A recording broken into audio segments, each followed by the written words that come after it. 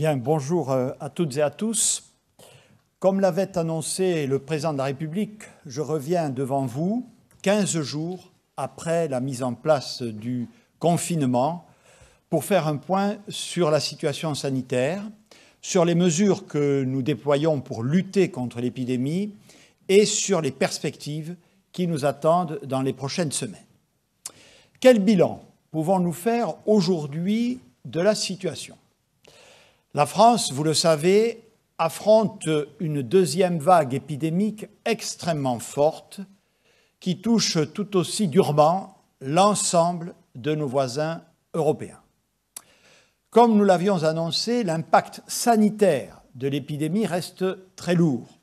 Le nombre de décès continue d'augmenter. Au cours des 2 derniers mois, nous avons connu plus de 10 000 décès supplémentaires dus à la Covid-19, portant le nombre total de personnes décédées à 42 500 depuis le début de la pandémie. Au cours de la dernière semaine, entre 400 et 500 personnes sont mortes chaque jour de la Covid. Cela veut dire qu'aujourd'hui, en France, 1 décès sur 4 est dû au virus. Au-delà de ces chiffres, il s'agit de femmes et d'hommes, il s'agit de vies brisées par la maladie, il s'agit de la douleur de milliers de familles auxquelles je veux dire ma solidarité et mon émotion dans l'épreuve qui les frappe. Deuxième élément de constat sur la situation sanitaire, la pression sur notre système hospitalier s'est fortement accrue et met nos soignants dans une tension extrême. Nous l'avions anticipé. Tout l'enjeu est d'y faire face, avec une seule exigence, pouvoir soigner toutes celles et ceux qui en ont besoin et éviter à tout prix le drame de prise en charge dégradée, comme nous pouvons l'observer par exemple en Italie depuis quelques jours. Nous comptons ces derniers jours une hospitalisation toutes les 30 secondes et une admission en réanimation toutes les 3 minutes. 40% des personnes admises en réanimation ont moins de 65 ans. C'est évidemment considérable et nous avons dépassé en nombre d'hospitalisations le pic du mois d'avril. Aujourd'hui, ce sont 4 803 malades de la Covid qui sont pris en charge en réanimation, ce qui représente 95% de nos capacités normales de lits de réanimation hors crise. Pour pouvoir faire face à cet afflux, nous avons armé, au cours des 2 dernières semaines, 1360 lits supplémentaires afin d'accueillir plus de malades de la Covid, mais aussi d'autres malades qui doivent être pris en charge pour d'autres motifs. Nous pourrions aller jusqu'à 10 400 lits si cela était nécessaire, puisque nous nous sommes préparés au cours des derniers mois pour faire face à une vague de grande ampleur. Je veux dire ici une nouvelle fois toute mon admiration à nos professionnels de santé. Ils sont à l'épreuve, ils sont fatigués. Mais je l'observe très directement au fil de mes déplacements réguliers dans nos établissements de santé. Ils sont remarquables de compétences, d'engagement et de solidarité. Tout le monde est sur le pont. Les établissements publics, les établissements privés, les professionnels libéraux, les personnels de l'ensemble des administrations sanitaires. Ces soignants, ils ne nous demandent pas d'augmenter le nombre de lits de réanimation, ne serait-ce que parce qu'ils savent bien que former un médecin réanimateur ou une infirmière spécialisée ne peut pas se faire en 6 mois. Ils nous demandent surtout de tout mettre en œuvre pour éviter que les malades arrivent à l'hôpital. Quel bilan pouvons-nous faire de la mise en œuvre des mesures de confinement depuis le 30 octobre ?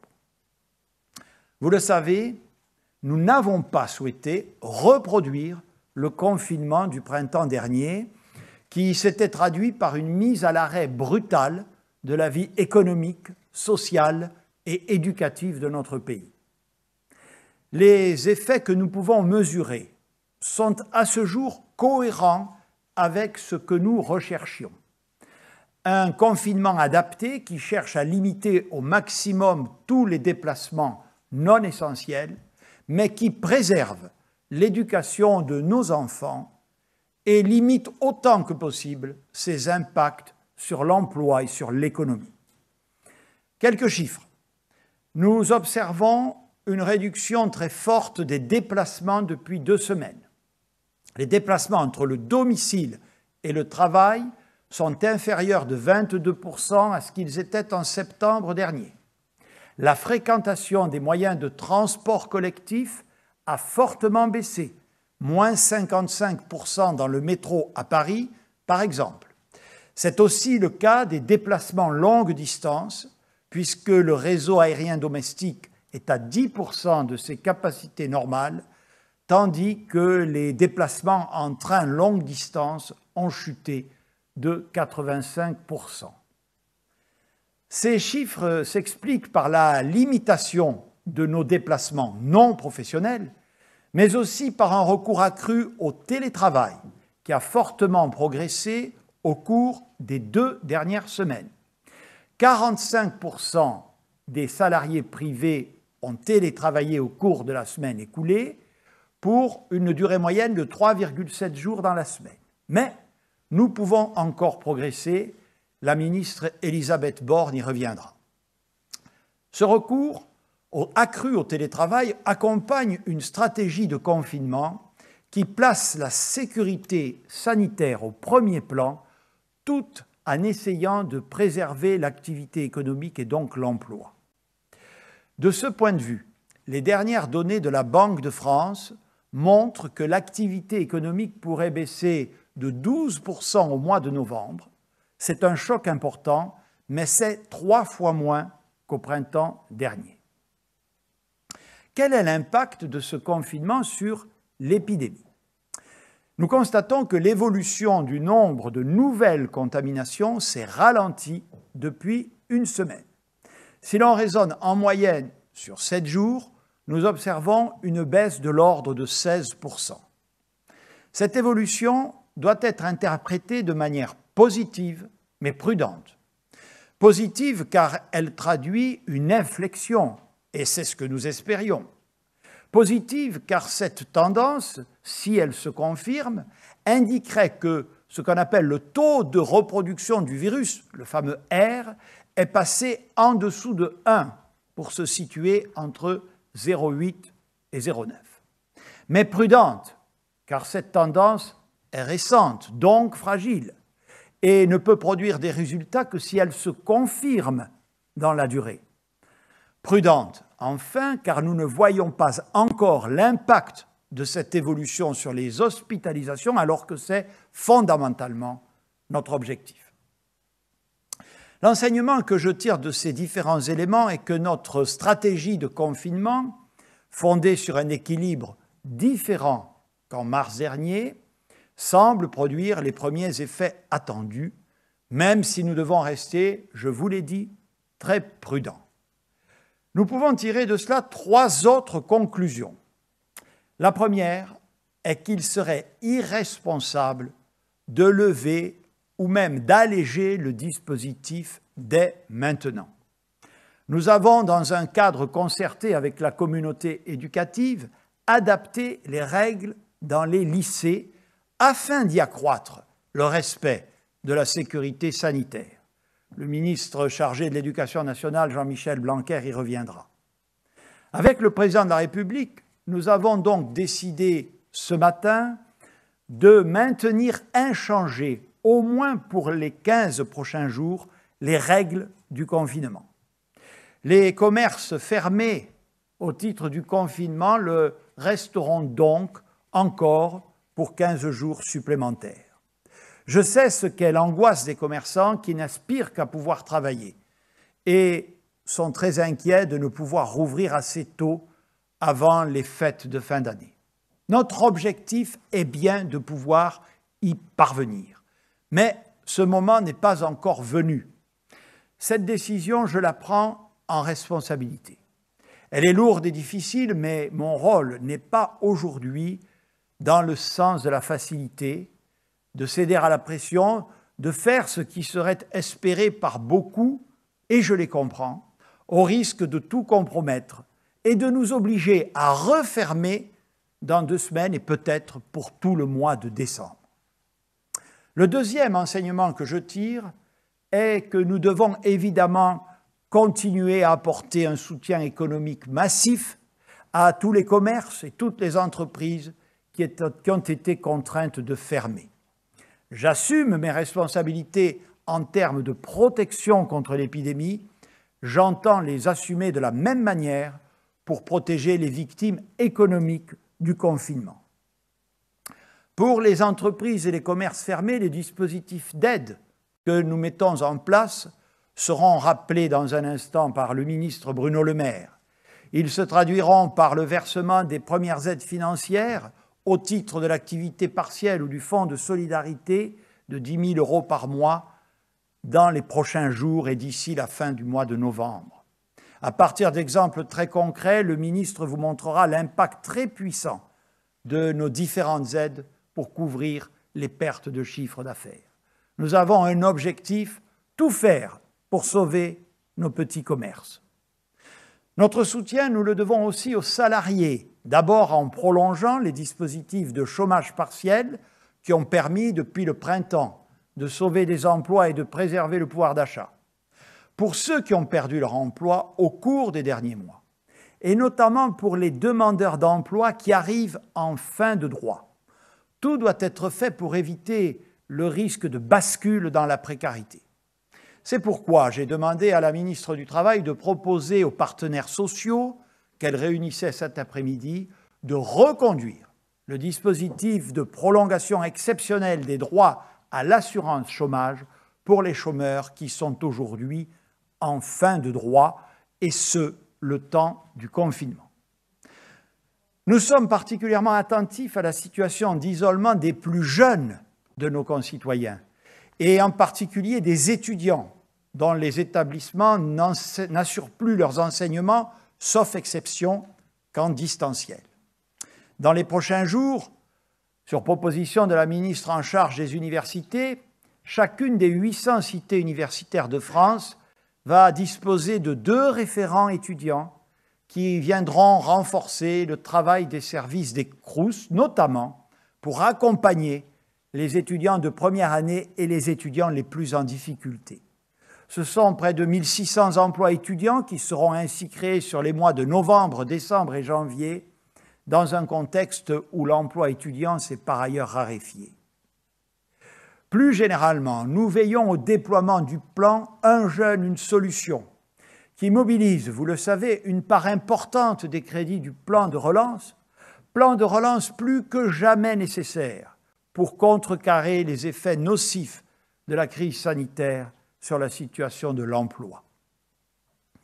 La troisième et dernière leçon qu'il est nécessaire de tirer de ce premier bilan à 15 jours est que l'enjeu des jours qui viennent est surtout de ne pas relâcher nos efforts, mais de les amplifier.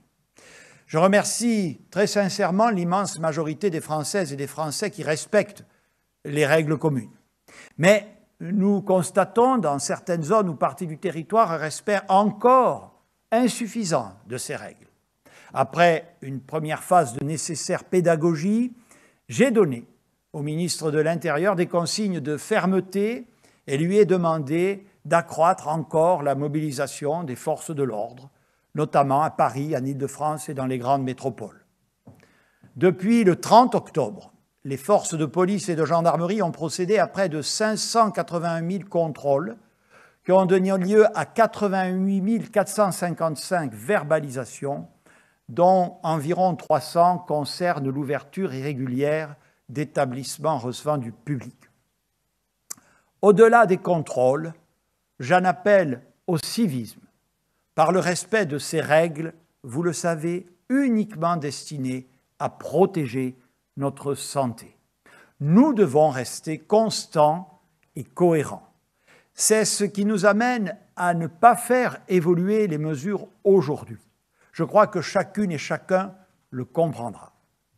Pour autant, Si nous ne modifions pas les choses aujourd'hui, il est important que nous puissions donner de la visibilité sur ce qui pourrait se passer au cours des prochaines semaines et la manière dont nous allons suivre les indicateurs pour en tirer les conséquences sur l'adaptation de nos mesures d'ici la fin de l'année.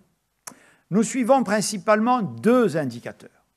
Un indicateur de circulation du virus, c'est le nombre de cas par jour que nous calculons sur la moyenne des 7 derniers jours pour lisser les fluctuations d'un jour sur l'autre. Un indicateur de pression sur le système hospitalier, c'est le nombre de patients Covid hospitalisés en réanimation. Comme je vous l'ai indiqué, nous observons depuis une semaine un infléchissement du nombre de cas positifs. Non seulement il a arrêté d'augmenter, mais la courbe marque une tendance à la baisse autour de 16% sur la dernière semaine. Si la semaine prochaine, cette tendance ne se confirmait pas et que le nombre de patients Covid en réanimation devait continuer à augmenter, alors nous serions amenés à prendre des mesures supplémentaires afin d'arrêter la vague. Si au contraire, comme nous l'espérons, la tendance observée ces derniers jours se confirme, nous pensons que le pic de la deuxième vague pourrait être atteint dans nos hôpitaux en début de semaine prochaine. Comme vous le voyez sur le graphique qui s'affiche, cela signifie qu'à partir de la semaine prochaine, le nombre de patients Covid en réanimation pourrait, nous l'espérons, commencer à diminuer. Ce serait une très bonne nouvelle, une première étape très importante, mais qui ne suffira évidemment pas pour que la pression sur le système hospitalier revienne à des niveaux supportables. Si l'augmentation des chiffres des prochaines semaines confirmait que nous restons bien en ligne avec cette perspective, des premières mesures d'allègement pourraient intervenir à compter du 1er décembre. Mais elles seraient strictement limitées au commerce que nous avons dû fermer à partir du confinement, et leur réouverture ne pourrait s'envisager que sur la base d'un protocole renforcé que j'ai demandé au ministre compétent de concerter avec les professionnels et de soumettre aux instances scientifiques. Cette première étape ne pourra cependant pas concerner d'autres établissements recevant du public où les risques de contamination sont par nature plus élevés, comme par exemple les bars, les restaurants et les salles de sport. Bien entendu, pour ces établissements, des mesures de soutien et d'accompagnement seront maintenues. Notre objectif est de pouvoir permettre un nouvel allègement au moment des vacances de Noël, afin que les Français puissent passer des fêtes de fin d'année en famille. Mais celles-ci ne pourront pas se tenir de la même manière que d'habitude. On pourra bien sûr se retrouver avec les siens, mais il ne serait pas raisonnable d'espérer pouvoir organiser de grandes fêtes à plusieurs dizaines de personnes, notamment pour le réveillon du 31 décembre. Je vais maintenant demander à Olivier Véran, ministre des Solidarités et de la Santé, de vous présenter un point sur la situation hospitalière et sur l'évolution de notre stratégie de dépistage par les tests dits antigéniques. Monsieur le ministre.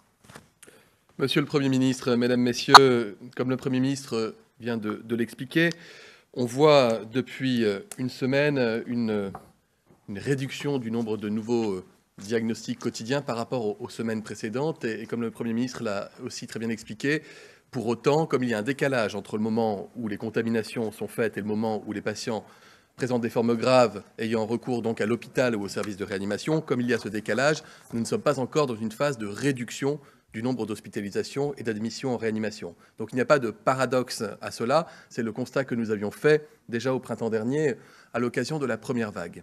Ainsi, de fait, la pression sanitaire continue d'augmenter sur la médecine de ville, sur les services d'urgence, sur les hôpitaux et sur les réanimations, puisqu'il y a davantage de patients qui rentrent à l'hôpital et en réanimation qu'il y a de patients qui en sortent. Nous ne sommes pas donc encore au pic, mais comme le Premier ministre l'a dit, nous pourrions atteindre le pic hospitalier dans les prochains jours, en tout cas nous l'espérons. Pour pouvoir faire face à cette pression sanitaire extrêmement forte, notamment sur le secteur hospitalier, nous poursuivons le développement, le déploiement, la préparation des hôpitaux avec la mobilisation, encore une fois, incroyable de l'ensemble des soignants sur tout le territoire national. Il y a ce soir plus de 7700 lits de réanimation armés, puisque comme vous le savez, en plus des presque 5000 patients Covid en réanimation, il y a des malades qui sont dans les services de réa pour d'autres maladies, suite à des interventions chirurgicales, des infarctus, des ruptures d'anévrisme et autres. Rien que pour la région Auvergne-Rhône-Alpes, qui est, vous le savez, la région la plus impactée à l'heure actuelle par l'épidémie, c'est quasiment x2 en termes de lits de réanimation. On est passé de 600 lits de réa armés dans cette région à presque 1200 lits armés. Tout cela ne se fait pas d'un claquement de doigts et nécessite de gros efforts au quotidien. Le premier effort à réaliser, c'est ce qu'on appelle la déprogrammation des soins de chirurgie non urgents, tout en pérennisant, en sanctuarisant en quelque sorte la chirurgie en cancérologie, l'activité de greffe, ainsi que d'autres chirurgies absolument indispensables. Mais donc, de fait, un certain nombre de malades qui devaient être opérés sont rappelés dans différentes régions du territoire pour leur demander de différer leur intervention chirurgicale pour garder de la place disponible pour les malades atteints du Covid. C'est également la mobilisation sans précédent de l'ensemble des soignants, mais aussi des étudiants en soins infirmiers, des externes, des internes en médecine, des soignants retraités sur tout le territoire, et puis de ces soignants qui se sont formés au cours de ces derniers mois aux techniques de réanimation et qui vont prêter main forte à leurs collègues dans les services hospitaliers. Et c'est enfin ce qu'on appelle les évacuations sanitaires. Vous vous souvenez de ces évacuations sanitaires qui avaient été réalisées déjà au printemps dernier. C'est lorsqu'on transfère un patient d'un service de réanimation d'une région vers un autre service dans une autre région, par avion, par hélicoptère. Tout cela nécessite aussi un énorme travail et mobilise beaucoup de personnel. Ce sont plus de 120 évacuations sanitaires qui ont déjà été réalisées, des régions les plus en tension comme Auvergne-Rhône-Alpes ou Bourgogne-Franche-Comté, vers d'autres territoires comme la Nouvelle-Aquitaine, la Bretagne ou encore l'Île-de-France. Je le disais, c'est une logistique lourde, c'est aussi un déplacement pour les malades qui se retrouvent donc éloignés de leurs proches. C'est pourquoi nous avons décidé de prendre en charge les frais de transport et d'hébergement pour au moins un accompagnant des patients lorsqu'ils sont transférés dans le cadre de ces évacuations sanitaires. Par ailleurs, nous l'avons déjà dit, et notamment la semaine dernière, nous avons appris davantage sur comment bien prendre en charge les malades atteints du Covid, et nous avons fait d'énormes progrès en matière de connaissances et d'organisation et de logistique, notamment à l'hôpital, mais pas que. Souvenez-vous, la semaine dernière, nous avons présenté avec des médecins généraliste, comment la prise en charge s'organisait désormais davantage en médecine de ville au domicile du patient. Les sociétés savantes, les collèges des médecins, les soignants ont été massivement consultés, des recommandations ont été arrêtées qui vont permettre à chaque professionnel de santé, qu'il soit en ville ou à l'hôpital, de disposer de la bonne manière de soigner et d'accompagner les patients. Ça peut aller d'ailleurs jusqu'à l'équipement en oxygène au domicile des malades lorsqu'ils ont une forme symptomatique, mais dont l'état de santé ne justifie pas une hospitalisation. De la même manière, nous avons développé, vous le savez, la téléexpertise, la télésanté, la télémédecine, qui permet d'accompagner les patients à leur domicile, mais également les soignants, les infirmiers à domicile, qui s'occupent de surveiller leurs malades dans leur maison. Nous avons également fait ce qu'on appelle une dilatation de tout le secteur hospitalier, c'est-à-dire que nous avons amélioré encore les prises en charge dans les services de soins critiques, dans les services de soins intensifs, de soins continus, qui sont capables d'accueillir désormais dans leur lit des malades qui autrefois allaient systématiquement en réanimation. Non pas des malades qui sont placés en coma et qui ont un tube dans les bronches pour les aider à respirer, mais des malades dont l'état est instable, mais qui, je dirais, se satisfait d'une oxygénation, c'est-à-dire de l'arrivée d'oxygène à très fort débit par voie nasale. Tout cela nous permet vraiment d'augmenter de façon massive l'ensemble des capacités de prise en charge et d'accueil des malades dans les hôpitaux, ce qui fait que si nous avons déjà presque atteint le nombre d'hospitalisations de la première vague, eh bien nous sommes à un niveau d'admission en réanimation à ce stade, et nous l'espérons pour de bon, inférieur au nombre d'hospitalisations en réanimation observées pendant la première vague. Et puis par ailleurs, nous avons également réduit les durées moyennes d'hospitalisation à l'hôpital comme en réanimation, notamment en nous appuyant sur les services de rééducation ou sur les sorties de l'hôpital précoce vers le domicile, où là aussi les patients peuvent être traités par anticoagulants, corticoïdes et oxygène, suivis par leur médecin traitant et par des infirmiers libéraux, ce qui permet de diminuer la part de l'hôpital dans la prise en charge et de réduire un peu l'impact de la pression sanitaire sur nos établissements. Deuxième volet que vous m'avez demandé d'aborder, Monsieur le Premier ministre, sur la question des tests antigéniques. D'abord, rappelez qu'en France, nous réalisons toujours environ 2 200 000 tests PCR par semaine, ce qui fait que la France reste le pays d'Europe qui teste le plus, avec l'Angleterre et avec l'Allemagne. Nous avons cette innovation formidable que sont les tests antigéniques. Je rappelle, un écouvillonnage nasopharyngé comme pour un test PCR classique. Et ensuite, au lieu d'envoyer le prélèvement dans un laboratoire, eh bien, la personne qui réalise ce prélèvement peut directement, par une petite manip technique, regarder sur un test si vous êtes positif pour le virus ou si vous ne l'êtes pas. Si vous êtes patient symptomatique et si vous devez être positif au test, même si vous étiez d'ailleurs asymptomatique, si votre test est positif, la fiabilité du test est excellente. Elle est un petit peu moins, en revanche, lorsque le test est négatif. Et si vous êtes symptomatique et que votre test antigénique et lui négatif, il est possible qu'on vous demande de faire quand même un test PCR pour compléter. Des expérimentations grandeur nature ont été menées dans tout le pays depuis plusieurs semaines. Rien qu'un exemple, la semaine dernière, sur la semaine qui s'est écoulée, 160 000 tests antigéniques ont été faits auprès de soignants dans les EHPAD de tout notre pays. Ces tests antigéniques se déploient aussi massivement dans les services d'urgence à l'hôpital, quand il faut savoir si un patient qui a de la fièvre, il faut savoir très rapidement si c'est le Covid ou non. Il se déploie également dans les aéroports, dans les ports, et bientôt, dans les prochains jours, à partir de la semaine prochaine, ils vont se déployer également dans les établissements scolaires, à destination du personnel enseignant, mais de l'ensemble d'ailleurs du personnel qui peut travailler dans les écoles, de manière à permettre de lever toute suspicion de maladie lorsque quelqu'un présenterait par exemple des symptômes. Alors vous, si vous êtes dans la situation de vous poser la question si vous pouvez bénéficier d'un test antigénique. Eh bien, c'est très simple. Si vous êtes symptomatique, sachez que désormais, bon nombre de pharmaciens d'officines en ville, mais également de médecins libéraux et d'infirmiers libéraux, sont formés et réalisent désormais eux-mêmes des tests antigéniques. Et donc, si vous tombez sur un professionnel de santé qui a fait ce choix, eh bien, il pourra vous proposer ce diagnostic par test antigénique. Rien que dans la journée d'hier, 3000 Français ont été diagnostiqués positifs via des tests antigéniques faits auprès de leurs professionnels de santé en ville. Et vous bénéficierez de la même manière du contact tracing et des mesures de mise à l'abri si vous êtes évidemment positif. Si vous êtes asymptomatique, deux cas de figure. Si vous êtes asymptomatique mais cas contact, les recommandations de la Haute Autorité de Santé, qui fait vraiment un très gros travail, sont que vous devez bénéficier d'un test classique en laboratoire par PCR. Et si par contre vous êtes asymptomatique mais pas cas contact, eh bien peut-être que vous pourrez être dépisté par test antigénique chez votre professionnel de santé. Je dis peut-être parce qu'il n'en a pas l'obligation, mais si il a de la place disponible et qu'il en fait le choix, il pourra vous faire bénéficier de ce test. Par ailleurs, un certain nombre de collectivités, mais également d'entreprises, nous ont fait savoir qu'elles souhaitaient procéder à des campagnes de dépistage à partir de ces tests antigéniques. Dans les prochains jours, nous serons amenés à présenter des protocoles qui permettront d'accompagner les collectivités et les entreprises dans la réalisation de ces dépistages, partout où ça fait sens, évidemment sous la responsabilité d'un professionnel de santé. Nous aurons l'occasion d'y revenir la semaine prochaine. Enfin, sachez que l'État français a passé une commande supplémentaire de près de 20 millions de tests antigéniques dans le cadre d'un appel d'offres européen, ce qui permet de compléter l'offre disponible, sachant que par ailleurs, les pharmaciens, les médecins peuvent acheter eux-mêmes des tests auprès des différents laboratoires agréés. Donc vous voyez, cette technique de test se développe. Elle ne remplacera pas les tests PCR qui sont fiables, qui sont efficaces et qui mobilisent toute la filière de biologie dans notre pays. Elle va venir implémenter, compléter, enrichir partout où c'est nécessaire notre capacité de dépistage.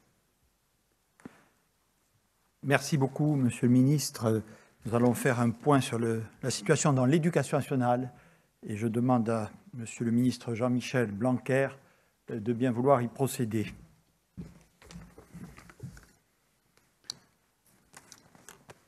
Merci, Monsieur le Premier ministre. Pour l'éducation nationale, la gestion de la crise Covid depuis l'apparition en mars, est la conciliation de deux exigences. L'exigence d'abord d'arriver à ce qu'il y ait une continuité des apprentissages, et puis l'exigence évidemment de protection sanitaire. C'est cette exigence qui a commandé l'ensemble des mesures prises depuis le mois de mars, et j'ai eu d'ailleurs l'occasion en début de semaine d'indiquer l'impact des politiques que nous avons pu mener sur les élèves, notamment à l'école primaire, et je voudrais le rappeler très brièvement parce que nous ne perdons pas de vue nos priorités dans cette période. À l'école primaire, c'est lire, écrire, compter, respecter autrui à la sortie de l'école primaire. Ce que nous voyons, c'est que les élèves de CP l'an dernier ont un peu pâti de la période de confinement, et nous avons pu atténuer certains des inconvénients, mais néanmoins, ils ont pâti de ce confinement. Les élèves de CM2, pour prendre les deux classes aux extrémités de l'école élémentaire, eux, ont continué les progrès qu'on constatait l'année précédente. On le voit, il ne faut pas perdre de vue cet enjeu qui est majeur. Et si je regarde les résultats de la France sur cette question, nous réussissons à traverser l'épidémie en assurant la continuité des apprentissages. Bien sûr, ça reste l'enjeu depuis cette rentrée, et cela reste l'enjeu sur le plan sanitaire, dans le cadre du protocole sanitaire qui a été défini au mois de juillet. Il prévoit, vous le savez, différentes mesures en fonction des situations épidémiologiques possibles. Donc nous avons un cadre de mesures pour lesquelles nous pouvons faire évoluer les curseurs, et c'est ce qui s'est passé depuis le 1er septembre. Le protocole s'est appliqué du 1er septembre au 16 octobre et nous a permis le retour en classe de pratiquement tous les élèves, à l'école, au collège et au lycée. Et j'insiste encore sur ce point, c'est une victoire d'ailleurs de l'ensemble des professeurs et des personnels de l'éducation nationale et des collectivités locales, puisque tous les pays n'ont pas pu faire cela. Et aujourd'hui, ce retour à l'école de tous les enfants reste un objectif fondamental. La deuxième vague, qui a d'ailleurs été accentuée s'agissant des enfants et des adolescents par les vacances d'automne, nous a conduit à faire évoluer nos curseurs. Et c'est donc la situation dans laquelle nous sommes depuis maintenant une semaine et demie. Nous avons donc, en d'autres termes, durci le protocole. Ces nouvelles mesures, applicables donc depuis le 2 novembre, consistent surtout en la limitation des brassages, les brassages des élèves, la généralisation du port du masque pour tous les élèves dès le CP, en sachant que tous les personnels le portaient depuis la rentrée, mais aussi l'aération, la désinfection plus fréquente des locaux, autant de mesures qui d'ailleurs souvent sont prises avec les collectivités locales dont c'est la compétence s'agissant des bâtiments. Nous avons laissé aux écoles et aux établissements quelques jours pour s'adapter au retour des vacances scolaires, et certains établissements ont plus de difficultés que d'autres parce que chaque école, chaque collège, chaque lycée est un cas différent. Rappelons qu'il y a plus de 60 000 établissements scolaires et écoles en France. Dans les lycées, la limitation du brassage des élèves est plus complexe à organiser. D'une part, du fait de la taille des établissements, et d'autre part, du fait des déplacements plus nombreux des élèves. La structure du groupe classe est beaucoup moins établie qu'en primaire ou au collège. Et en plus, l'âge des élèves et leur mode de vie rendent cette population d'élèves plus sensible aux risques sanitaires. C'est pourquoi nous avons prévu, depuis la semaine dernière, une souplesse pour les lycées, de façon à ce que, dans un cadre national bien défini, ils puissent avoir des adaptations locales correspondant à leur réalité. Nous avons établi cela en lien notamment avec les chefs d'établissement, les partenaires sociaux, et ce cadrage précise que, dans la mesure où un lycée peut encore le faire, c'est le cas par exemple de lycées où il y a peu d'élèves, eh bien, bien sûr, la présence à 100% des élèves reste souhaitable. Mais dès lors qu'il n'est pas possible pour un établissement d'assurer les conditions sanitaires requises lorsque tous les élèves sont présents, eh bien, des solutions hybrides sont proposées. J'ai toutefois demandé qu'au minimum 50% du temps scolaire de l'élève se déroule dans le lycée d'ici à la fin de l'année civile, afin de garantir le maintien d'un lien fort avec la classe. J'ai demandé aussi à ce que chaque lycée établisse, avec le soutien et le suivi de chaque rectorat, un plan précis de continuité pédagogique qui détaille les modalités des enseignements, et notamment de l'enseignement à distance pour l'élève. Avec les collectivités locales, nous avons travaillé tout au long des derniers mois, aussi bien pour l'acquisition de matériel informatique que pour l'équipement des établissements eux-mêmes. Et puis, il y a eu des sessions de formation des professeurs. Toutes ces actions continuent encore aujourd'hui et au cours des prochaines semaines. Les académies, les rectorats, donc, ont mis en place des cellules de continuité pédagogique pour accompagner et suivre la bonne mise en place de ces plans. La mise en œuvre de l'enseignement à distance demande une forte mobilisation des chefs d'établissement et des professeurs. Je veux remercier tous ceux qui contribuent aujourd'hui à cette continuité pédagogique. Nous allons par ailleurs déployer plus de jeunes du service civique, plus d'assistants d'éducation et plus de professeurs remplaçants dans le premier degré comme dans le second degré, chaque fois que cela sera nécessaire. Je voudrais enfin faire référence à la politique de test dont le ministre Olivier Véran vient de nous parler, parce qu'en effet, dans le cadre du travail accompli entre le ministère de la Santé et le ministère de l'Éducation nationale, il y aura plus de dépistage des personnels travaillant dans nos écoles et dans nos établissements scolaires. Dans les prochaines heures, une instruction interministérielle sera envoyée à toutes les académies et à toutes les agences régionales de santé, et elle rappelle que nos personnels sont prioritaires pour l'accès aux tests PCR. Elle permet aussi le déploiement de près d'1 200 000 tests antigéniques qui seront mis à disposition des établissements scolaires avec des personnels de santé venus des administrations de santé comme de l'Éducation nationale. Certaines zones plus exposées au virus seront prioritaires et l'instruction précise toutes les modalités de déploiement de ces tests. Je voudrais à nouveau remercier tous nos personnels, mais aussi les parents d'élèves pour la période difficile que nous traversons. Notre critère, c'est toujours l'élève, lui permettre d'aller à l'école, d'aller au collège et d'aller autant que possible au lycée, de bénéficier d'une continuité pédagogique, de continuer à accomplir nos deux objectifs fondamentaux qui sont de hausser le niveau général du pays et d'assurer la lutte contre les inégalités sociales. Or, nous savons qu'elles peuvent être aggravées par un confinement des élèves. Nous pouvons avoir à la fois de la cohérence et de la cohésion dans l'ensemble des mesures qui sont prises. Merci donc à tous ceux qui y contribuent. Merci, Monsieur le Premier ministre. Merci beaucoup, Monsieur le ministre de l'Éducation nationale. Pour évoquer la mise en place du confinement dans les milieux professionnels et notamment la question du télétravail, j'invite Madame Elisabeth Borne, ministre en charge du sujet, à s'exprimer devant vous. Merci, Monsieur le Premier ministre. Bonsoir à toutes et à tous. Le Premier ministre l'a rappelé, la situation que nous vivons en ce moment n'est pas la même qu'au printemps dernier.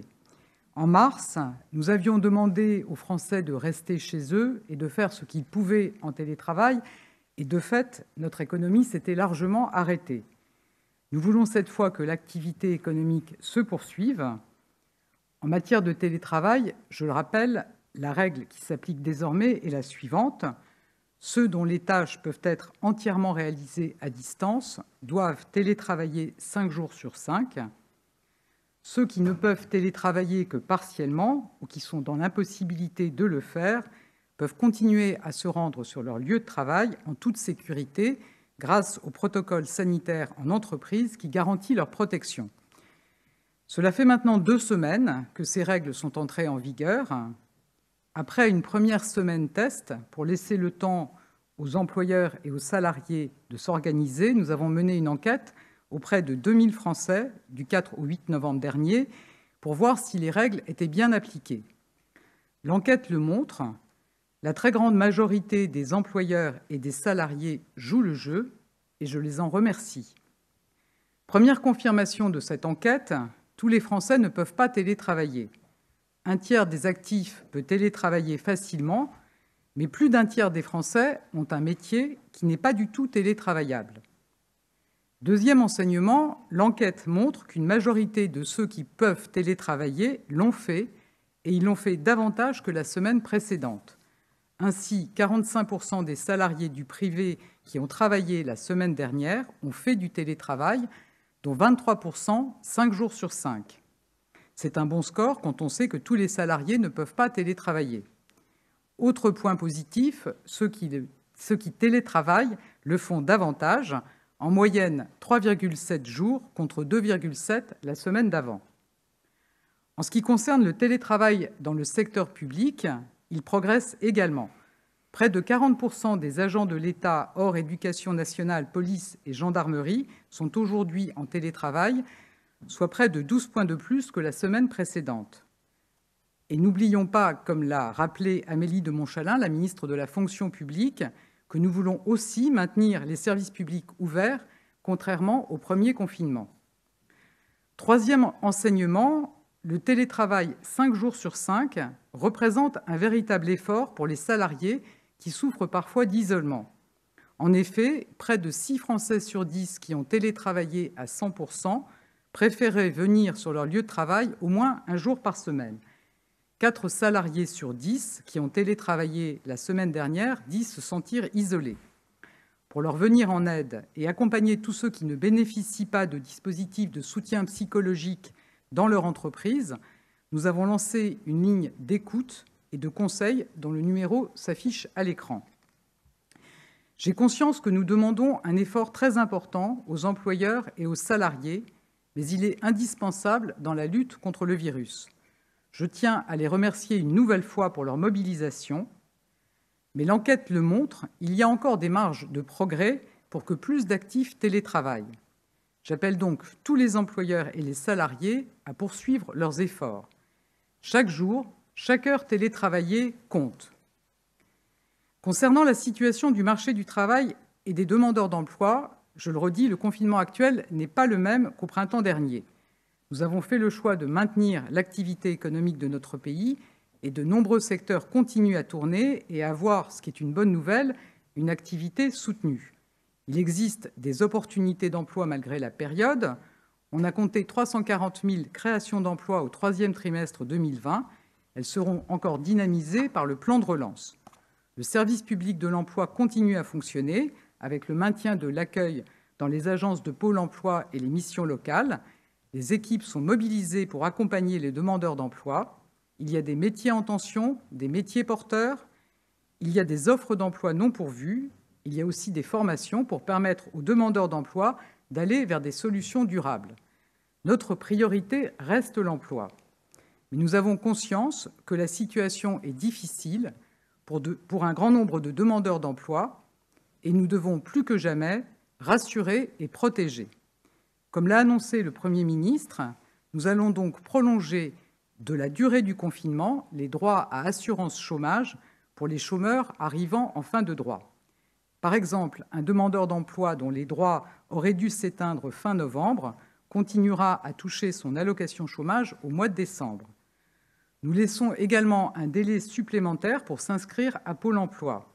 Un demandeur d'emploi qui doit réunir les pièces pour s'inscrire bénéficiera d'un délai supplémentaire pour rassembler tous les justificatifs nécessaires, ce qui peut être plus difficile dans la période de confinement.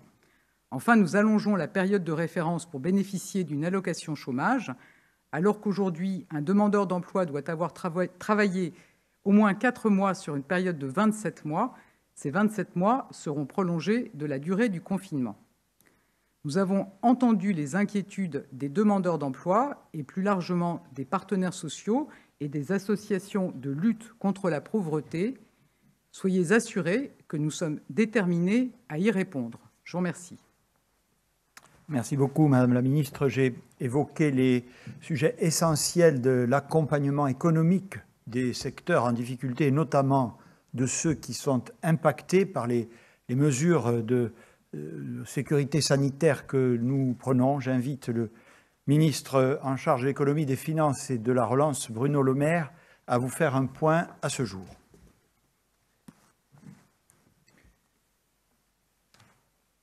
Merci, Monsieur le Premier ministre. Comme l'a indiqué le Premier ministre, les commerçants sont au cœur de nos préoccupations, au cœur des préoccupations de chacun d'entre nous. Je sais que nombre de commerçants ont hâte de rouvrir le plus rapidement possible, que beaucoup ont constitué des stocks en vue des fêtes de Noël et des fêtes de fin d'année. Souvent, ils doivent payer ces stocks au moment même où ils sont fermés et où ils n'ont pas de trésorerie disponible.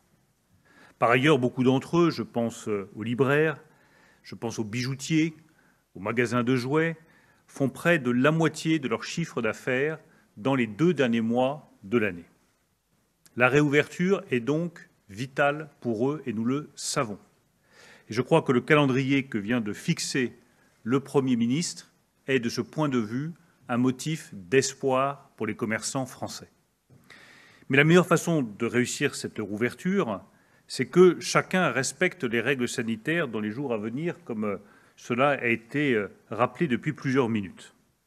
En attendant, je tiens à vous confirmer que toutes les mesures économiques massives que nous avons annoncées avec le Premier ministre et le Président de la République au début du mois et que nous avons mises en place pour les commerçants continueront de s'appliquer dans les 15 jours qui viennent. Et je veux les rappeler pour que chacun voit bien à quoi il a droit concrètement. Les commerçants qui sont fermés administrativement, tous, sans exception, ont le droit à une aide qui peut aller jusqu'à 10 000 € pour le fonds de solidarité. Ils ont droit à l'activité partielle, à l'exonération de charges sociales et au report du remboursement des prêts garantis par l'État. Nous veillerons bien entendu à la bonne exécution de ces dispositifs. Et je veillerai personnellement, avec la Direction générale des finances publiques, à ce que chaque commerçant fermé puisse déclarer le chiffre d'affaires qu'il a perdu d'ici le tout début du mois de décembre, afin de pouvoir bénéficier de cette aide du Fonds de solidarité dans les premiers jours du mois de décembre. J'insiste là-dessus parce que je vois beaucoup de commerçants qui me disent où sont les aides, quand viennent-elles? Il faut que le mois de novembre s'écoule, mais ensuite, dans les tout premiers jours du mois de décembre, ils pourront avoir accès à ce Fonds de solidarité, dont je rappelle qu'il est cumulable avec les revenus du retrait commande, le click and collect, qui peut constituer un appoint financier pour certains. Nous savons également que la question des loyers reste la question majeure pour une immense majorité de commerçants. À la demande du Président de la République et du Premier ministre, je vous annonce que nous mettrons en place un dispositif simple, massif et nouveau pour les loyers des commerçants. Ce dispositif résulte des consultations que j'ai eues depuis plusieurs jours avec l'ensemble des associations et des fédérations représentatives des bailleurs et des commerçants. En accord avec toutes ces associations et toutes ces fédérations, sans exception, nous mettrons en place dans le budget 2021 un crédit d'impôt de 50% du montant du loyer abandonné pour tous les bailleurs qui renoncent au loyer du mois de novembre, pour toutes les entreprises qui ont jusqu'à 250 salariés et qui sont fermés. Et j'invite à nouveau, par conséquent, tous les bailleurs qui ont signé cet accord à renoncer à leur loyer du mois de novembre pour tous les commerces jusqu'à 250 salariés qui sont fermés. Un petit bailleur, par exemple, qui, pour compléter sa retraite, dispose d'un loyer de 600 €, touchera 300 € de crédit d'impôt et le locataire, lui, du coup, n'aura pas à payer son loyer du mois de novembre. Cela l'aidera à passer cette période difficile. Un bailleur plus important qui renoncerait à un loyer de 5 000 € touchera un crédit d'impôt de 2 500 €. Nous avons voulu aussi traiter les entreprises plus importantes, les entreprises de taille intermédiaire, parce qu'il y a des galeries marchandes, des galeries commerciales qui sont concernées et qui sont elles aussi menacées. Et nous n'avons voulu laisser personne de côté. Par conséquent, pour les entreprises de 250 et jusqu'à 5 000 salariés, ce dispositif s'appliquera également, mais dans la limite des 2/3 du montant des loyers. Cela signifie qu'un bailleur qui renonce au loyer, par exemple, d'une grande surface commerciale pour un loyer de 12 000 € mensuel, aura un crédit d'impôt d'1/3, soit de 4 000 €. Je tiens sincèrement à remercier l'ensemble des associations et fédérations de bailleurs, car c'est la première fois que nous trouvons un accord collectif sur une mesure de cette importance qui traduit le sens des responsabilités et l'esprit de solidarité sans lequel nous ne pourrons pas participer pleinement à la relance de notre activité économique pour surmonter la crise actuelle. Enfin, comme l'a indiqué le Premier ministre, nous devons mettre à profit les jours qui viennent pour travailler avec Olivier Véran et Élisabeth Borne dans 2 directions. La première, c'est l'application des nouvelles règles sanitaires qui s'appliqueront au moment de la réouverture des commerces et quand cette réouverture sera possible.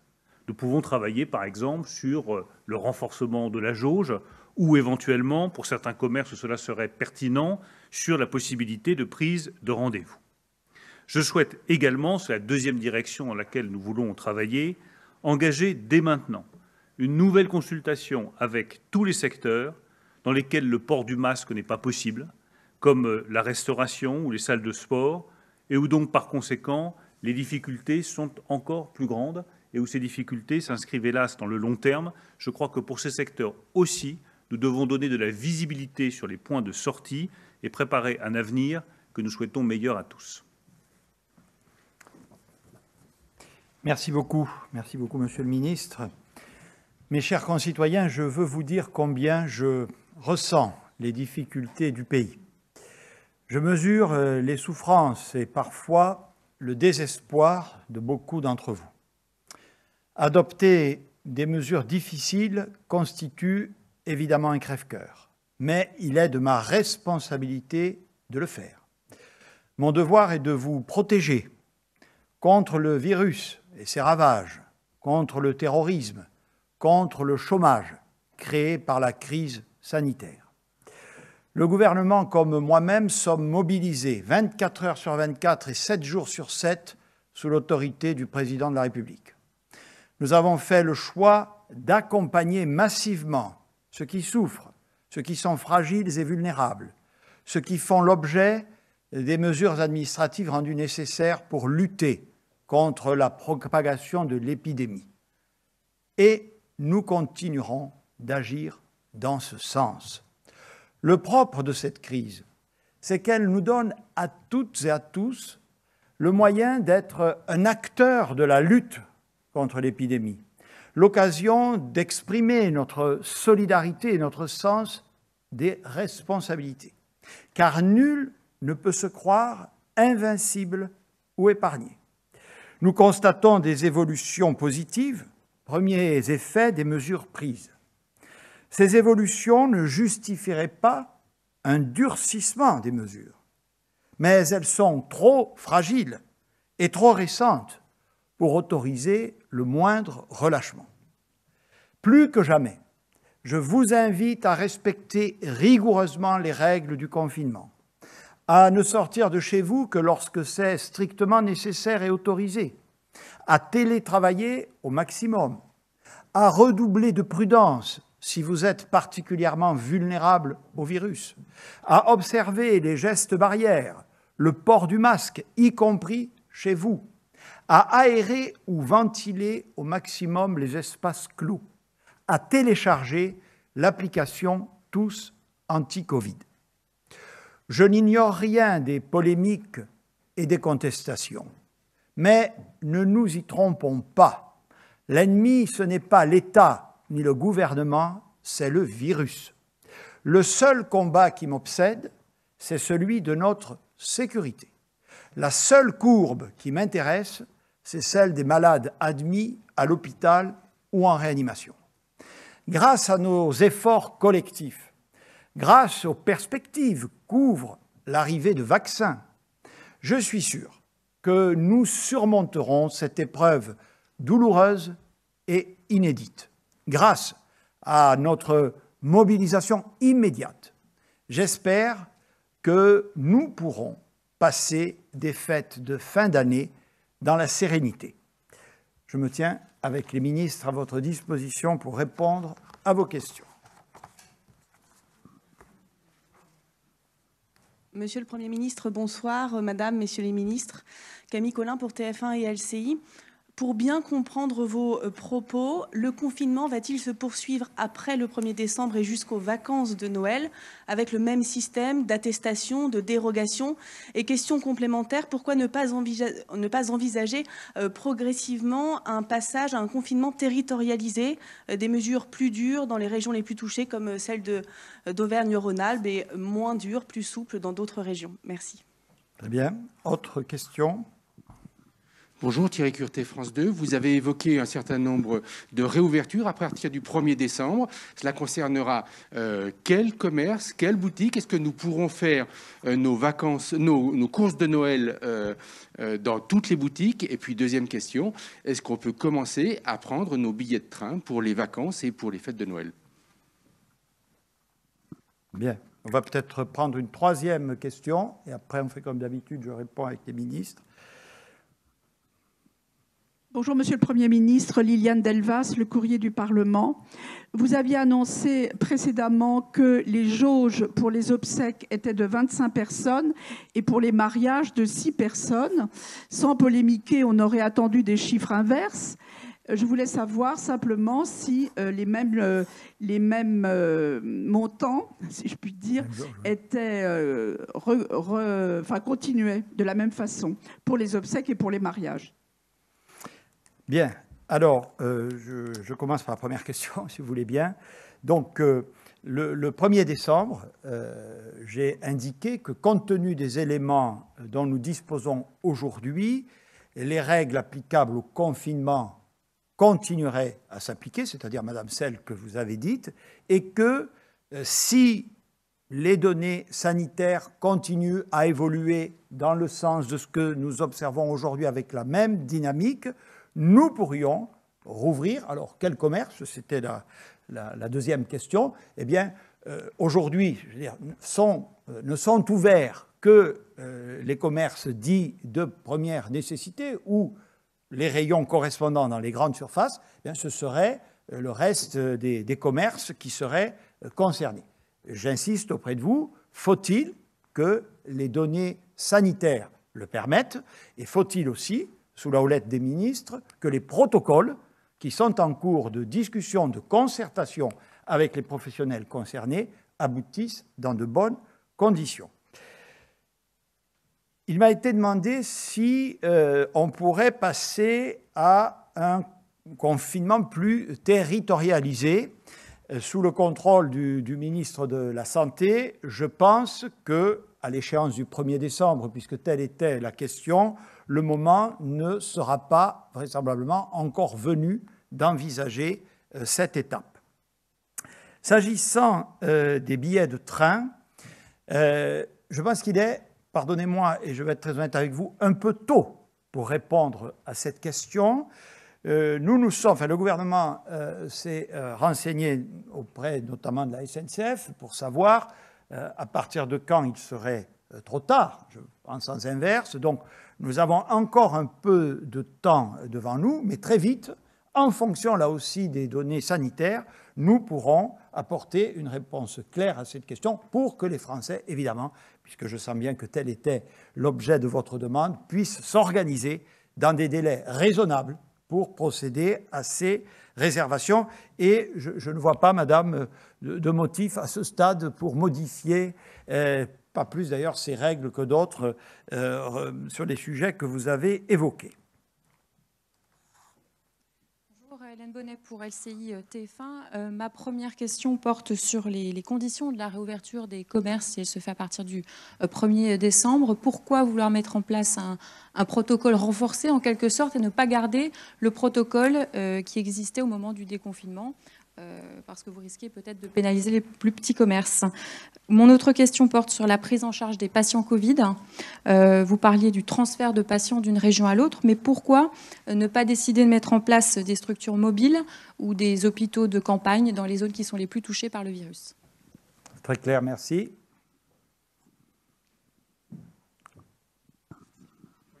Bonjour, Jérémy Marot de l'AFP. Je me permets de reposer la question de ma consoeur de TF1, Camille Collin. Est-ce qu'au 1er décembre, si la tendance actuelle se confirmait avec les prémices d'un frémissement positif, il faudra une attestation pour circuler? Oui. Alexis Cuvillier de BFM TV. Bonsoir, Monsieur le Premier ministre. Sur la question des déplacements après le 1er décembre, est-ce que même si le confinement est maintenu dans des règles assez strictes, il y aura des possibilités d'aller voir sa famille et ses proches dans d'autres régions ou de prendre le train pour s'éloigner de son lieu de vie? Et je pense notamment bien sûr au moment des fêtes de fin d'année. Une autre question sur l'objectif de 5000 cas par jour qui avait été évoqué par le président de la République au moment de son allocution annonçant le reconfinement. Est-ce que cet objectif vous semble atteignable à moyen terme? Et enfin, une question peut-être un peu plus politique. Beaucoup de critiques ces derniers jours dans l'opposition sur le fonctionnement du Conseil de défense. Vous les avez probablement entendus. Certains parlementaires, notamment, ou chefs de l'opposition, reprochent de ne pas être assez associés à la prise de décision et dénoncent une forme d'opacité. Je voudrais avoir votre réponse là-dessus. Merci beaucoup. Allez, une dernière question. Je ne sais pas, par jeu de 3. Bonjour Monsieur le Premier ministre, Jean-Rémy Boudot pour Europe 1. Le 6 mai dernier, devant le Sénat, lors de votre audition en tant que coordinateur du déconfinement, vous avez déclaré « Dans le cadre de la sortie de confinement que j'ai préparée, j'ai proposé que soit prêt un plan éventuel de reconfinement parce que ça se prépare. » À quoi faisiez-vous précisément référence? Y avait-il début mai réellement un projet de reconfinement? Et sinon, pourquoi l'avoir dit devant le Sénat? Merci. Très bien. Je vais commencer par cette question, monsieur, puisque je confirme avoir tenu ces propos, en effet. Dans la mission qui était la mienne à l'époque, confiée par Édouard Philippe, de préparer le déconfinement, j'ai estimé nécessaire à l'instar d'ailleurs de ce que font tous les pays qui nous entourent, de prévoir l'hypothèse où à ce déconfinement succéderait une aggravation ou une reprise épidémique qui, comment dire, a toujours été dans le paysage. D'abord, je rappelle à tout le monde que lorsqu'on regarde l'histoire des grandes épidémies, je pense en particulier à la grippe espagnole d'il y a 100 ans, il y avait eu 2 vagues épidémiques. L'Organisation mondiale de la santé, dès le départ, faisait allusion à la possibilité de plusieurs vagues épidémiques. Donc, j'allais dire, c'est une constante dans l'histoire des pandémies. Bon. Donc, je n'ai rien fait d'autre que rappeler cette donnée et préconiser effectivement que cette hypothèse se produise, enfin soit préparée. Vous observerez d'ailleurs qu'à l'époque, puisque vous y faites allusion, je m'étais exprimé devant la commission d'enquête constituée par le Sénat pendant plus d'1 heure et n'avait été retenu que quasiment cette intervention où j'évoquais une possibilité de reconfinement. Donc oui, cette hypothèse existe, elle a toujours été intégrée à la gestion des épidémies et la France, comme les autres États, s'y est préparée. Je vous rappelle à toutes et à tous que ce qui n'a pas été prévu, c'est la violence de la reprise épidémique qui a été constatée dans tous les pays d'Europe, c'est-à-dire que nous avions une évolution des cas qui était plutôt linéaire et tout d'un coup, ça s'est envolé, sans doute, nous disent les scientifiques, sous l'effet de facteurs climatiques, sans qu'ils en soient complètement certains, mais vous l'avez observé, tous les pays ont constaté ce phénomène qui a obligé les uns et les autres à prendre des mesures de la nature d'ailleurs de celles que nous avons adoptées. Donc l'attestation, j'ai répondu. Quand la question « aller voir sa famille et déplacement » reprend rigoureusement, me semble-t-il, la même question à laquelle j'ai répondu sur les billets de train. Il y a ensuite donc une question sur les protocoles sur le commerce et sur le nombre de cas par jour. Peut-être que le ministre de la Santé, s'il le veut bien, va s'approcher du micro pour y répondre, puisque ce sont plutôt des questions sanitaires. Et je vais répondre moi-même sur la question du Conseil de défense qui m'a été posée effectivement et que j'entends. Bon, il me semble qu'en réalité, les choses sont relativement simples. Nous sommes dans une crise sanitaire extrêmement grave. Sa gestion dans l'équilibre institutionnel de notre pays, dans le cadre des lois de la République et de la séparation des pouvoirs, relève du pouvoir exécutif, ce qui est inévitable compte tenu des décisions qu'il y a lieu de prendre, parfois de la rapidité avec laquelle elles doivent être prises, le Parlement étant plutôt dans un rôle de contrôle et le gouvernement de compte-rendu de son action devant lui. Donc ça, c'est le premier élément. Le deuxième élément, c'est que, me semble-t-il, il appartient au pouvoir exécutif de décider des voies et moyens dans lesquels il gère cette crise.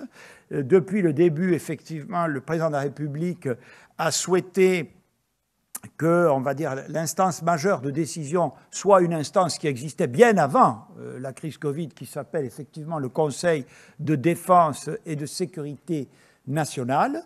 C'est un mode de gouvernance qui est parfaitement justifié. Simplement, ce que je veux vous dire, c'est que, évidemment, l'ensemble de l'appareil gouvernemental prépare les décisions du Conseil de défense, exécute ensuite les décisions du Conseil de défense. Donc, là où je ne comprends pas bien la critique, je ne la comprends pas du tout, c'est l'idée que ce serait un pouvoir personnel avec une opacité, pas du tout.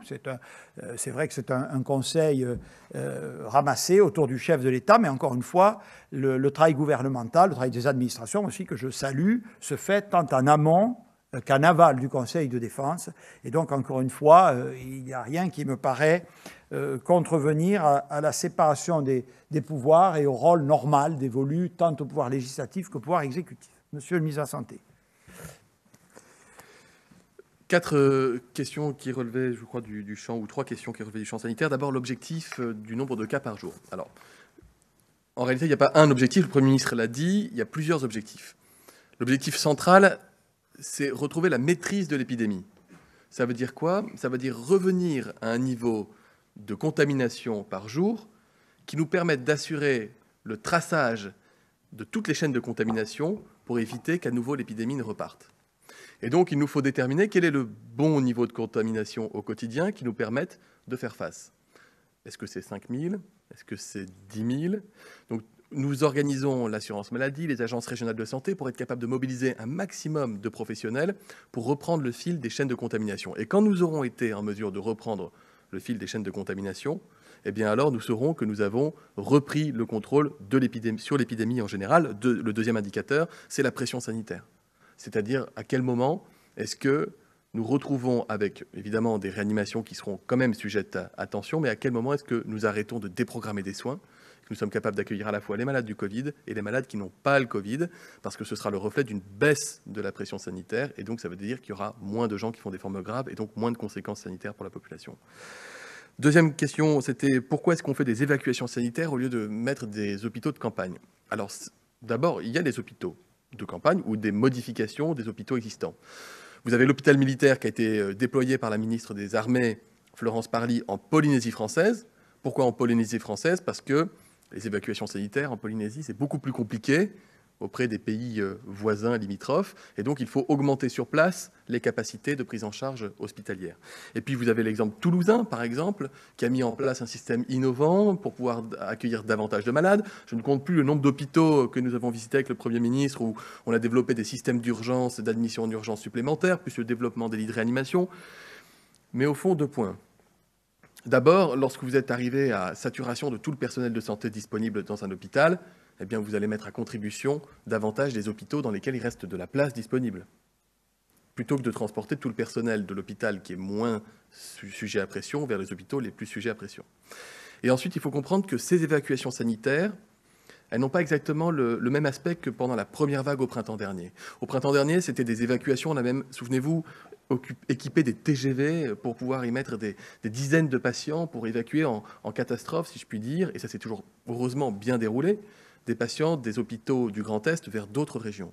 Cette fois-ci, nous faisons presque des évacuations sanitaires par anticipation. C'est-à-dire que quand la pression sanitaire augmente dans un territoire et qu'avec les modélisations, on sait qu'il va y avoir davantage de patients jour après jour, eh bien, dans l'anticipation, on transfère certains patients transférables de ces hôpitaux vers des endroits où il y a davantage de places qui sont disponibles. Donc c'est le tout.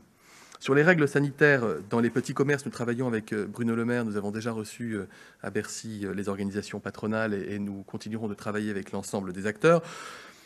Ce qui se dessine à l'étranger, notamment là où des règles ont été mises en vigueur, je pense à l'Allemagne notamment, c'est qu'il peut y avoir ou un système de jauge, c'est-à-dire un maximum de clients par mètre carré, ou plutôt un certain nombre de mètres carrés par client, ou un système de prise de rendez-vous selon les types de commerce, ou les deux. Et c'est ce dont Bruno Le Maire parlait tout à l'heure, et que nous devons continuer de travailler dans les jours qui viennent, de manière à ce que tout soit parfaitement prêt, concerté, partagé, au moment où la question se posera en pratique. Et puis il y avait une question tout à l'heure, si je puis me permettre, sur les mariages et les enterrements. Vous savez, pendant la première vague, il y a des familles qui n'ont pas pu enterrer leurs morts. Alors, quand vous dites on s'attendait à l'inverse, c'est-à-dire avoir plus de monde aux enterrements plus de monde aux mariages qu'aux enterrements, je ne suis pas certain, madame. Je ne suis même pas du tout certain. Il y a beaucoup de familles qui n'ont même pas pu se réunir à quelques-uns autour de leurs défuntes personnes pour pouvoir communier ensemble et en tout cas rendre un dernier hommage. Donc il nous a semblé au contraire important, fondamental même, d'accorder une forme de dérogation à cette situation. Par ailleurs, les mariages, qui sont des événements heureux, sont hélas des occasions de se réunir, de partager un repas, un apéritif ensemble et parfois même de prolonger la soirée et la nuit jusque très tard. Je parle des invités. Et vous avez eu là un certain nombre de contaminations qui ont été observées tout au long de l'été. Et donc il était nécessaire au contraire d'avoir des règles extrêmement strictes. Merci beaucoup. Donc, pour revenir à une question qui m'a été posée, je veux être très clair. Le 1er décembre, les règles de déplacement, l'attestation obligatoire ne changeront pas par rapport à la situation actuelle et nous allons tout faire, s'agissant des déplacements, en train ou pas, pour les vacances de Noël, au fur et à mesure de l'évolution sanitaire, préciser ça aux Français dans des délais qui leur permettront de s'organiser. Voilà, c'est-à-dire, je l'espère, d'ici la fin du mois de novembre. D'accord ? Donc, à ce jour, la seule chose, pour être très pédagogique, qui pourrait changer si les conditions sanitaires se confirment, si les protocoles sanitaires aboutissent, c'est que les commerces que nous avons fermés pendant le confinement pourraient rouvrir. Allez, je prends encore 2 questions. Laurence Théatin pour Outre-mer, la première. Monsieur le Premier ministre, l'épidémie... D'accord. L'épidémie progresse dans certains territoires d'outre-mer, particulièrement en Polynésie où le centre hospitalier arrive à saturation. Donc, je voudrais savoir est-ce qu'il est envisagé des mesures de durcissement dans certains territoires d'outre-mer, voire de reconfinement, notamment en Polynésie. Merci, madame. Bonsoir, monsieur le Premier ministre. Bonsoir. Madame la ministre, messieurs les ministres, Florent Tardif pour CNews Canal+. Je vais peut-être parler d'une lueur d'espoir. Il y a des vaccins qui arrivent en phase 3 des essais cliniques. Est-ce que vous avez prévu un plan, une stratégie? Si oui, quelle est-elle? Des vaccins arrivent donc dans leur dernière phase en Chine, en Allemagne, au Royaume-Uni, aux États-Unis, en Russie. Il y a un grand absent, c'est la France. Sanofi, Pasteur, vous avez financé la recherche à plus d'1,5 milliard d'euros. Comment expliquez-vous cette absence? Avez-vous donc des explications? Mettez-vous la pression sur ces laboratoires français? Merci beaucoup. Monsieur le ministre de la Santé.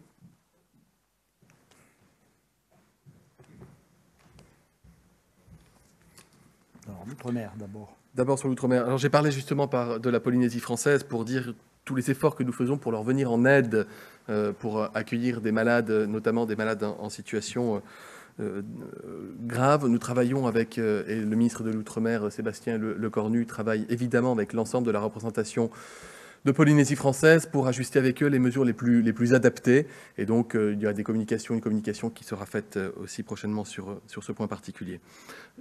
Sur les vaccins, je ne sais pas ce que vous entendez par mettre la pression sur un laboratoire. Un laboratoire, sont avant tout des chercheurs qui travaillent pour identifier un vaccin. Il n'y a pas, en l'occurrence, de primauté nationale dans la capacité qu'a un laboratoire de développer un vaccin. Donc je ne crois pas qu'il faille comparer, en tout cas certainement pas par ordre de pays, pour savoir qui est en avance et qui n'est pas. Nous l'avons dit à la fois que ce serait une excellente nouvelle si un vaccin voyait le jour rapidement. S'agissant du laboratoire, par exemple Pfizer, qui a fait une annonce sur les résultats préliminaires de son étude dite en population générale, attention, ce n'est pas terminé. Il n'y a que 94 patients du côté de la population non vaccinée qui a eu le Covid. Donc statistiquement, c'est déjà parlant, ce qui est une bonne nouvelle. Mais nous n'avons pas encore eu accès aux données scientifiques, à toutes les datas. Il faut ensuite que la FDA, côté États-Unis, et l'Agence européenne du médicament puissent avoir connaissance de toutes les analyses scientifiques pour statuer et déterminer si oui ou non une autorisation de mise sur le marché, c'est-à-dire si on peut commencer une campagne de vaccination. Ça, c'est un point important. D'autres laboratoires sont aussi sur le point de faire des annonces sur l'avancée de leurs travaux. Encore une fois, ce sera une excellente nouvelle que le vaccin soit anglais, américain. Enfin, voilà, ça restera évidemment une très bonne nouvelle pour la planète entière. Et face à cela, évidemment que nous nous préparons pour débuter le plus tôt possible une campagne vaccinale en remplissant 2 conditions, que le vaccin soit efficace et que le vaccin soit sûr. Nous ne commencerons pas une campagne vaccinale contre le Covid si nous n'avons pas la garantie que le vaccin est à la fois efficace et sûr. Et quand je vous dis que nous nous préparons, c'est que, par exemple, s'agissant du vaccin commercialisé par Pfizer-BioNTech, qui est aussi une start-up européenne, l'Europe, ça compte, il faut le dire. Ah, oui, donc c'est européen, c'est un travail européen. Sur ce vaccin, il nécessite, par exemple, d'être conservé à moins 80 degrés. Alors vous allez me dire, moins 80 degrés, ça ne court pas les rues. Nous avons d'ores et déjà acheté, par exemple, c'est un exemple que je vous donne, 50 super congélateurs qui permettent de stocker à moins 80 degrés des produits de santé qui seront reliés à des alarmes, qui seront entreposés dans des endroits sécurisés, à partir desquels des équipes pourront se déployer pour ensuite alimenter tous ceux qui seront amenés à vacciner, etc. C'est un chantier qui est monumental, le chantier de la vaccination. La Haute Autorité de Santé a communiqué en début de semaine sur le fait qu'elle avait démarré d'ailleurs une démarche à destination des citoyens vaccination, pour renforcer la démocratie sanitaire, pour être capable de déterminer quelles seraient les conditions de cette vaccination. On va être amené à en parler beaucoup de la vaccination, et c'est une bonne nouvelle, parce que ça veut dire que peut-être que des vaccins sont sur le point d'arriver, et j'aurai l'occasion de faire je ne sais pas, sans doute pas une conférence de presse ad hoc, mais en tout cas une communication plus arrêtée sur cette question des différents vaccins et de la façon dont nous envisageons les choses. Mais rassurez-vous, évidemment, nous nous y préparons. Merci beaucoup, mesdames et messieurs, et donc à très bientôt.